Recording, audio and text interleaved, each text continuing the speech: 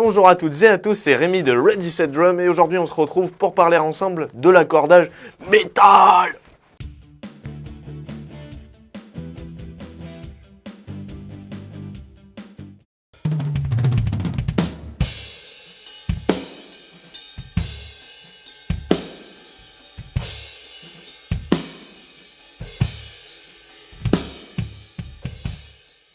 Bon, ok, d'accord, j'ai fait un petit peu dans le cliché là. Je vous avoue que j'ai plus de voix parce que j'ai fait plusieurs essais. Enfin, si j'ai encore de la voix, mais la gorge ça picote un peu. Donc le scream, c'est toute une technique. Eh bien, suite à la demande populaire, puisque pas mal d'abonnés m'ont posé la question, voici enfin cette vidéo et ensemble on va étudier les sonorités métal, ou en tout cas quelque chose que je juge assez passe-partout pour beaucoup de styles de métal de ma propre expérience, puisque moi aussi j'en ai fait à un moment donné. Là, au niveau des types de sons que vous allez découvrir, on va quand même plus s'adresser à un type de métal un petit peu généraliste, hein, si je peux employer un terme qui d'habitude est appliqué plutôt à la variété. On va plutôt partir sur quelque chose qui est assez donc passe-partout. Moi, ce que j'avais en tête pour vous donner une idée comme type de référence, c'est tout ce qui est un petit peu métal, metalcore, voilà, type Avenged Sevenfold, que ce soit l'ancien ou le nouveau, que vous soyez fan ou non. Après, tous les styles un petit peu, voilà, où c'est un petit peu style Mike Portnoy comme type de son, des trucs très courts avec une base de set assez classique, pas forcément des grosses dimensions ou du métal un petit peu plus sale, un petit peu plus atmosphérique, où là ça nécessiterait des plus grosses dimensions. Voilà, là vous voyez plutôt ma vidéo sur le son rock, gros rock, là avec le gros kit de 24, Tama Star Classic, je pense que ça peut passer aussi tout à fait dans ce genre de contexte. Là on est plutôt sur du kit rapide, précis, et qui fonctionne bien à mon sens dans pas mal de styles de métal différents, voilà, de Avenged Sevenfold en passant par August Burns Red, toute cette mouvance assez actuelle, voilà, parce que moi personnellement j'ai été influencé par ces genres de styles là, donc c'est un petit peu ce qui a modelé le kit que je vais vous présenter aujourd'hui. Comme toujours, libre à vous ensuite de partir de cette base et puis après de faire évoluer en fonction de ce que vous avez à disposition. Voilà, que ce soit au niveau des tomes basses, de la caisse claire ou du choix de cymbales, c'est toujours une base de travail et libre à vous donc de partir de ça et d'adapter ensuite au style que vous jouez. D'ailleurs, si vous vous posez la question, on ne sait jamais, hein, on est sur YouTube, c'est normal si j'ai pas le même t-shirt du tout, la même tenue on va dire, sur la vidéo où ce sont les exemples sonores, puisque j'ai dû réaliser cette vidéo tout simplement en deux parties sur deux journées différentes. Voilà.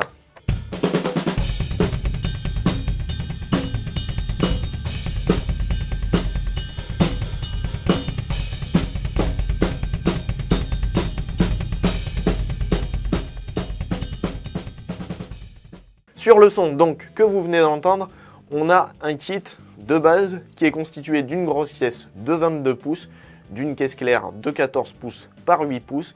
Donc ça c'est ma caisse claire Tama SLP Big Black Steel que j'ai déjà présentée dans une vidéo particulièrement dédiée que je vous mettrai en lien par ici.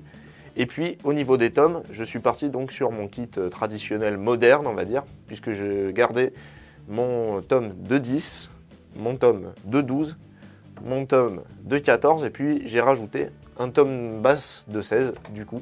Et je trouvais ça assez pertinent pour les styles métal. J'aurais pu aussi mettre directement un tome de 16, hein. Je me suis débrouillé des années même en métal avec mon tome basse de 14.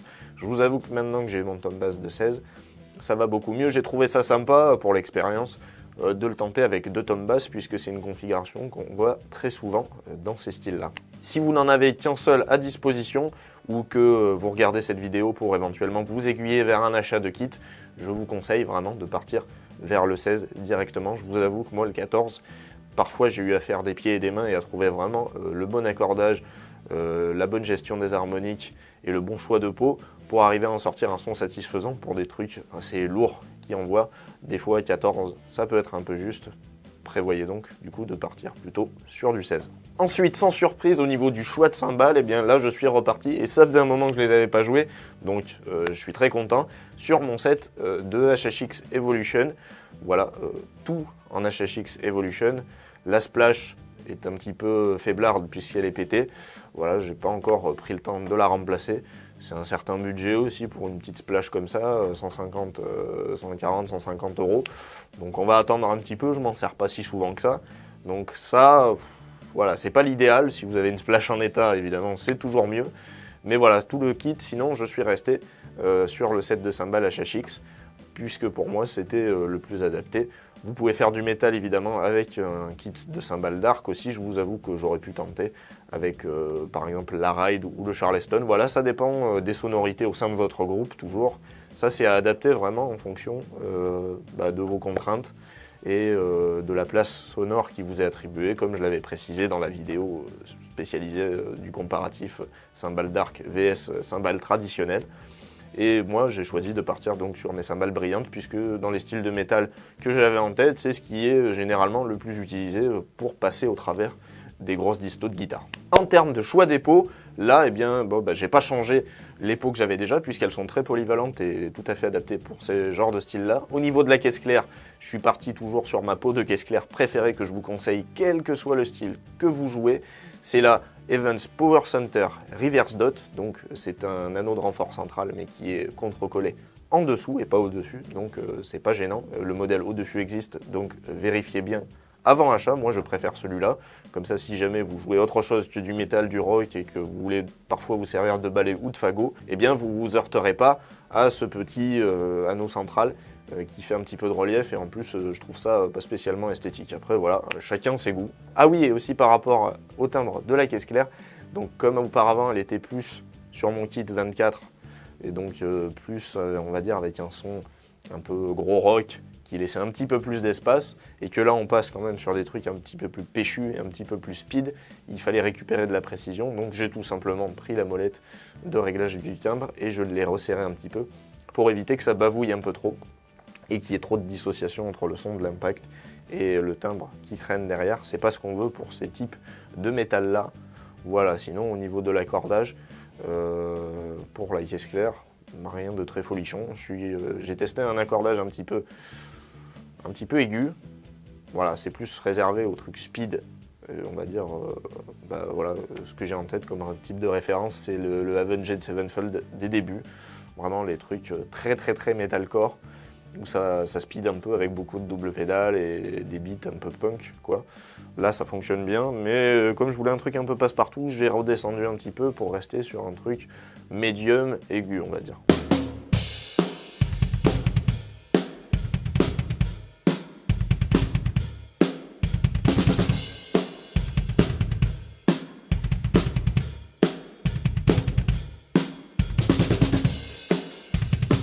En ce qui concerne les tomes, eh bien du coup, oui, je n'ai rien changé par rapport à d'habitude. J'ai gardé mes Evans EC2 de partout, que ce soit le tome de 10, de 12, de 14, et puis le 16 qui est à part de la Star Classic, et que j'ai aussi récemment changé, si vous l'avez vu sur la précédente vidéo, avec une Evans EC2 toujours, puisque c'est personnellement mes peaux préférées au niveau des styles que je joue. Donc là, tout le set de peaux est assorti. Celle du 16 est un petit peu plus récente, puisqu'elle commence à dater sur la Superstar.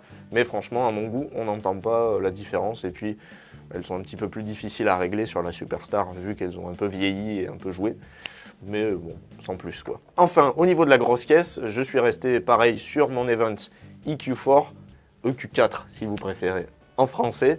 Et par contre, j'y ai rajouté, j'ai réussi à le faire passer. Je pensais pas que c'était possible. Le petit anneau atténuateur de ma grosse caisse de 24, de la peau plutôt, pardon, de la grosse caisse de 24 Evans IMAD, qui est livré donc avec 2 atténuateurs. J'ai laissé le plus gros sur la peau et donc sur la grosse caisse de 24, et le plus petit, il était mis de côté. Je me suis dit tiens, on va essayer de le coller du coup sur la EQ4, puisque à mon goût, c'est une peau assez polyvalente, mais là pour les styles métal, double pédale, et donc il fallait un petit peu plus de précision et de sécheresse, je me suis dit bon, on va pas coller 36 000 bouts de scotch non plus dessus, puis peut-être que ça va pas suffire. Donc vu que j'avais pas le budget, ni le temps d'ailleurs d'aller chercher une nouvelle IMAD juste pour une vidéo, voilà, la philosophie toujours de se débrouiller avec ce qu'on a. J'ai pris donc cet anneau atténuateur en mousse et je l'ai collé avec mon fameux scotch Tesa, surtout le pourtour de la peau. Ça passe, c'est un petit peu large et c'est un petit peu proche du chanfrein, mais franchement, moi je suis satisfait du son. Donc voilà, si jamais vous avez ça à disposition, sachez que ça fonctionne. Et on a toujours évidemment le renfort central pour les 2 battes de pédale.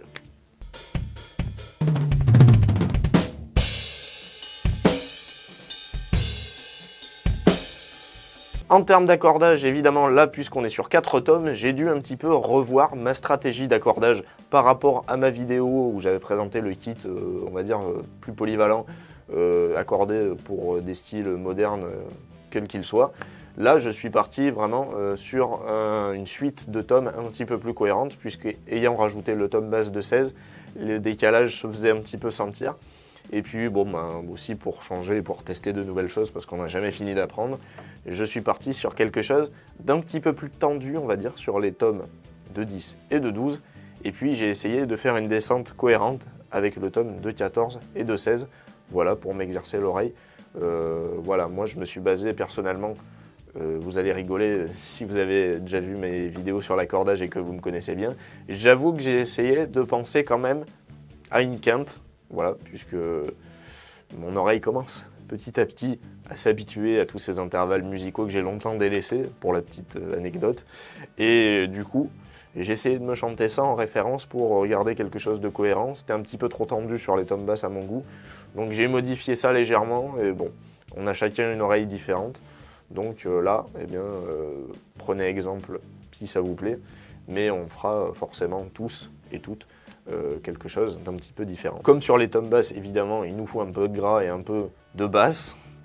Eh bien, voilà, j'ai fait quelques ajustements pour arriver à avoir quelque chose de cohérent entre les deux, ce qui n'est pas habituel pour moi puisque j'ai jusque-là eu à gérer principalement un seul tome basse.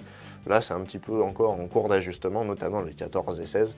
Le 16-18, autant ça s'est imposé de suite avec la Star Classic, autant là, avec les 14 et 16, j'ai passé un petit peu plus de temps et j'ai un petit peu plus pinaillé pour arriver à quelque chose de satisfaisant, qui soit à la fois gras, mais qui soit pas trop non plus détaché du tome de 12 et du tome de 10. Je sais qu'il y a des personnes qui aiment quand l'écart est vraiment significatif, chacun son style. Moi j'aime bien quand il y a un écart quand même, mais que ça reste pas trop éloigné. Ensuite, c'est vous qui voyez. Petite précision donc en ce qui concerne aussi les pots de résonance sur les tomes, j'ai donc quasiment très peu touché par rapport à l'accordage moderne que vous pouvez apercevoir sur la vidéo dédiée. Voilà, puisque j'ai tendu un petit peu plus le tome de 10 et le tome de 12 qui de toute façon étaient un petit peu désaccordés. J'ai retouché légèrement la peau de résonance, mais vraiment très peu pour chacun. Et puis les tomes basses, là, j'ai eu un petit peu plus, puisque j'ai pas mal fait varier les pots de frappe, à juguler pour contrôler la tombée de la note. Voilà, si je voulais une note droite ou une note plutôt tendante. Éviter aussi le fameux effet miaou, qui est complètement dégueulasse. J'y ai passé un petit peu plus de temps et ouais, j'ai un petit peu trifouillé sur les pots de résonance. Donc voilà, encore une fois, ça dépendra de ce que vous avez à la maison et aussi de votre choix d'accordage et de votre choix de pot.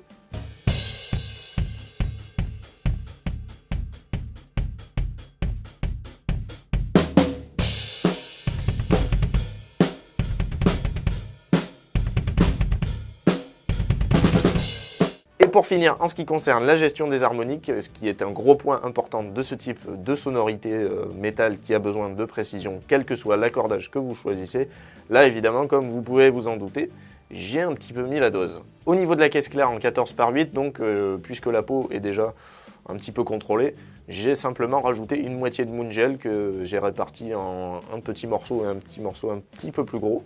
Voilà, bon, ça c'est ma névrose personnelle. Voilà. Et sur le tome de 10, là je suis parti sur un Moongel complet. On a également un petit bout de scotch Tesa qui était déjà apposé dessus pour l'accordage un petit peu moderne, pour vraiment se débarrasser de toute suspicion d'harmonique. Pour le tome de 12, c'est pareil, toujours là un Moongel, mais deux petits bouts de scotch, puisque le tome de 12 a tendance à un petit peu ramener un peu plus de résonance et de monde selon les accordages qu'on veut, donc c'est une question d'équilibre. On peut trouver un accordage qui nous plaît mais qui fait un petit peu trop remuer la peau de résonance à sec, donc il va falloir un petit peu mater. Voilà, moi j'ai trouvé un équilibre comme ceci, ça peut changer, c'est vous qui voyez. Pour le tome de 14, il y avait un gros bout de scotch déjà apposé qui fait plus de 5 cm et j'ai rajouté aussi, on y va toujours bien, un petit Moongel entier sur le tome de 14. Et sur le tome de 16, c'est la même.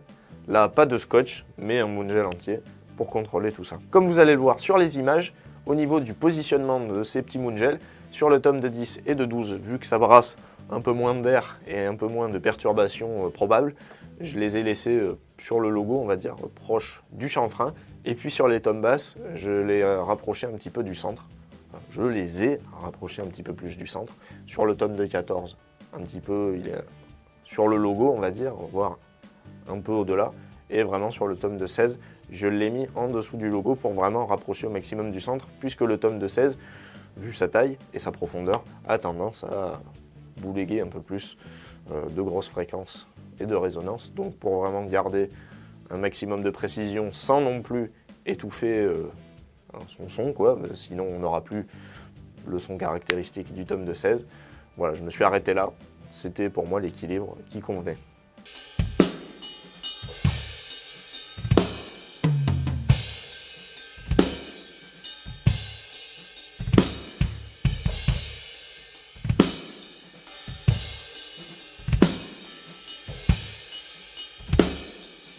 C'est tout donc pour cette vidéo, j'espère qu'elle vous aura plu et qu'elle vous aura été utile. J'espère, si vous l'attendiez, qu'elle aura correspondu à vos attentes. Si ce n'est pas déjà fait et que vous aimez mon contenu, n'hésitez pas à poser un petit like sur la vidéo. Ça aide beaucoup pour l'algorithme YouTube, pour lui signifier que vous aimez ce que je fais et pour le faire remonter dans les résultats de recherche. Donc allez-y, donnez-vous-en à cœur joie. Et puis n'hésitez pas aussi à vous abonner et à activer la petite cloche, donc les notifications, pour être tenu au courant des prochaines sorties de vidéos. Je vous remercie beaucoup en tout cas d'être resté avec moi et puis je vous dis à très bientôt dans une prochaine vidéo.